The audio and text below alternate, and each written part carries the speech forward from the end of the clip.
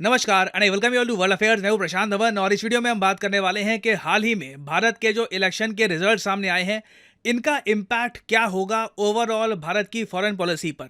Now जैसे कि आप लोग जानते हैं कि अगले जो इंडियन जनरल इलेक्शंस हैं ये होंगे अप्रैल से मई के बीच में इन 2024।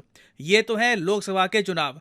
ये आप कह लीजिए क्रिकेटिंग टर्म्स में ये है फाइनल मैच। नाउ फाइनल से पहले क्या होता है, सेमीफाइनल। तो अभी जो रीसेंट चुनाव हुए ना स्टेट इलेक्शंस, इनको काफी बार मीडिया कह रहा था कि ये बेसिकली सेमीफाइनल्स है। सेमीफाइनल्स में देखना बहुत इंपॉर्टेंट है कि कौन सी पार्टी ज्यादा डोमिनेट कर रही है, और जो नंबर्स निकल के आए हैं दे आर क्वाइट सरप्राइजिंग। किसी को उम्मीद थी नहीं कि एक सिंगल पार्टी ज़्यादातर स्टेट्स में इतना डोमिनेट करेगी। पहली बात तो यहाँ पे आप देख पाएंगे जो इलेक्शन के रिजल्ट्स हैं ये सामने आए हैं of the states Madhya Pradesh, Rajasthan, Chhattisgarh और तेलंगाना। ना हुआ यह है कि बीजेपी ने बड़ी मेजोरिटी के साथ मध्य प्रदेश, राजस्थान और छत्तीसगढ़ में सरकार बना ली है। तेलंगाना में कांग्रेस आगे है, कांग्रेस सरकार वहां पे बना लेगी। और ये जो 4 स्टेट के इलेक्शंस थे दे वर मैसिव इलेक्शंस।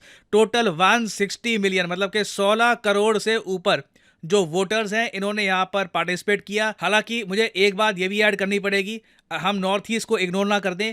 मिजोरम में भी चुनाव हुए हैं। मिजोरम के जो चुनाव के रिजल्ट्स हैं ये भी आने वाले थे, मगर ये थोड़े से अभी डिले हो गए हैं। ये 4 दिसंबर को आएंगे। तो मिजोरम में भी पता लगना अभी बाकी है कि सरकार कौन बनाएगा। But for the time being ये हमारे सामने है इंडिया का पॉलिटिकल पावर मैप। जो स्टेट्स आपको सैफरॉन में दिख रही हैं ये बीजेपी रूल्ड हैं, जो ब्लू स्टेट्स आपको दिख रही है ये कांग्रेस रूल्ड हैं, और बाकी आप देखोगे बहुत सारी स्टेट्स हैं ये बहुत सारी रीजनल पार्टीज कंट्रोल कर रही हैं। और जो रिसेंट चुनाव हुए हैं ना इनमें कई मेजर स्टेट्स हैं जो आपस में बिल्कुल कनेक्टेड है। यहाँ पे आप देख पाएंगे राजस्थान, मध्य प्रदेश और छत्तीसगढ़। अगर हम मध्य प्रदेश में देखें तो अभी भी रुझान ही चल रही है, कंफर्मेशन हुई नहीं है कि कितनी सीट जीत ली है किस पार्टी ने, बट रफली लग रहा है कि बीजेपी की 166 सीट्स आ जाएंगी। राजस्थान में लग रहा है कि बीजेपी की 115 सीट्स आ जाएंगी, और छत्तीसगढ़ में लग रहा है कि ये 55 से ऊपर सीट सिक्योर कर लेंगे। बट अगेन ये चेंज हो सकता है, अभी भी रुझान ही सामने आ रहे हैं। अब ये जो रिजल्ट है ना ये ना सिर्फ इंडियन मीडिया, मैं आपको बता दूं ग्लोबल मीडिया ना इंडिया के इन सेमीफाइनल इलेक्शंस को क्लोजली फॉलो कर रहा था, क्योंकि काफी बार इन चुनावों से ना एक आइडिया लग जाता है कि इवेंचुअली 2024 के जब चुनाव होंगे तब वहां पे कौन वापस पावर में आने वाला है। इससे एक इंडिकेशन मिल जाती है। और इंडियन पर्सपेक्टिव से आप अगर देखें तो हम लोग आज के समय फेस कर रहे हैं बहुत सारे फॉरेन पॉलिसी चैलेंजेस। कई देश हैं जो भारत को दबाव में भी डालना चाहेंगे अगर उनको ये पता लग गया कि इंडिया में पावर चेंज होने वाला है, या फिर आप कह लीजिए एक बहुत ज्यादा कमजोर गठबंधन की सरकार बनेगी जो काफी अनस्टेबल होगी। तो एक ऐसे टाइम में जब इंडिया बहुत सारे फॉरेन पॉलिसी चैलेंजेस फेस कर रहा है ना, ये बहुत इंपॉर्टेंट है कि बाहर के कंट्रीज ये समझ ले कि लग रहा है कि वापस इंडिया में एक स्टेबल गवर्नमेंट आने वाली है, चाहे पावर कोई भी संभाले, कोई भी पार्टी पावर में आए। सबसे इंपॉर्टेंट बात ये होती है कि एक कंटिन्यूटी हो और स्टेबिलिटी हो। ऐसा ना हो कि कुछ साल के लिए सरकार बने, सरकार टूट जाए। उससे देखिए बहुत ज़्यादा अनप्रेडिक्टेबिलिटी सामने आ जाती है। अब इंडिया के सामने मेन जो फॉरेन पॉलिसी चैलेंजेस हैं कौन कौन से हैं। यूएसए देखिए ये दावा कर रहा है कि इन लोगों ने हमारा एक इंटेलिजेंस ऑफिसर पकड़ लिया है जो यूएसए की धरती पर पन्नू को, खालिस्तानी सेपरेटिस्ट पन्नू को मारने की कोशिश कर रहा था। ये जो इशू है वैसे मैं आपको बता दूं काफी सीरियस है। हालांकि इंडिया यूएस के रिलेशंस फंडामेंटल बेस पे ज्यादा इससे अफेक्ट हुए नहीं है, मगर कई रिपोर्ट्स आई हैं कि रॉ के बहुत सारे जो स्टेशंस थे नॉर्थ अमेरिका में ये काफी जगह बंद कर दिए गए हैं। ये पहली बार है सिंस 1968 जो हम ये सब देख रहे हैं। बट अगेन ये सब रिपोर्ट्स क्लेम कर रही हैं। सेम केस आप अगर देखो कनाडा में आपको मिलेगा। कनाडा के साथ रिलेशंस हमारे रिलेटिवली खराब हुए हैं पिछले कुछ महीनों में निजर किलिंग के बाद, और कनाडा भी आज के समय इंडिया पे काफी प्रेशर डाल रहा है इन्वेस्टिगेशन के इशू को लेकर। फिर देखिए इंडो पैसिफिक में स्टेबिलिटी मेंटेन करना ये बहुत ही ज्यादा इंपॉर्टेंट है। इस सब के बीच में इंडो पैसिफिक को हम भूल नहीं सकते।